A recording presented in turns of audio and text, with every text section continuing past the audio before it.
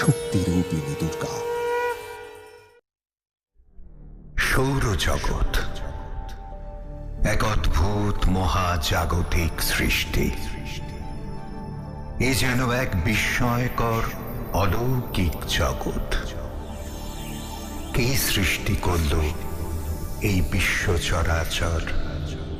কিসের শক্তিতে যুগ যুগান্তর ধরে এক নির্দিষ্ট নিয়মে ভেসে চলেছে এই জগৎ?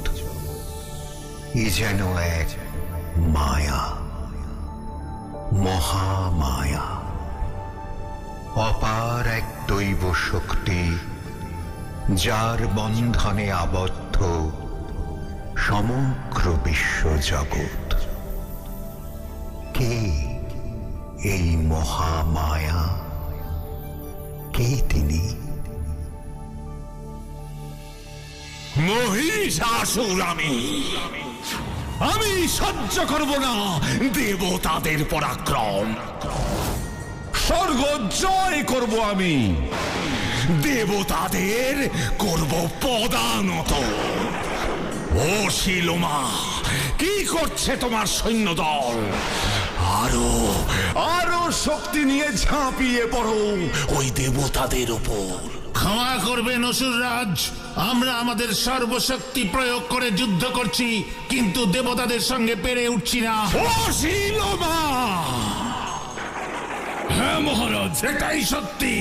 দেবতারা আমাদের থেকেও শক্তিধর, আর তার জন্যই দেবতারা ওই মানুষগুলোর পূজা পায়। এ হতে পারে না, এ হতে পারে না। আমি হব এই স্বর্গ, মর্ত, পাতালের সর্বশ্রেষ্ঠ শক্তিধর, এই ত্রিভুবনের রাজা।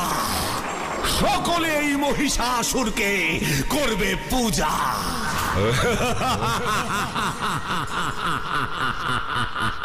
এ কি করে সম্ভব অসুররাজ? সম্ভব, সম্ভব, সম্ভব। অসম্ভবকে সম্ভব করাই তো মহিষাসুরের কাজ। আমি শক্তি অর্জন করব, আমি তপস্যা করব, স্বয়ং ব্রহ্মাদেবের তপস্যা। অমর হব আমি, অমর।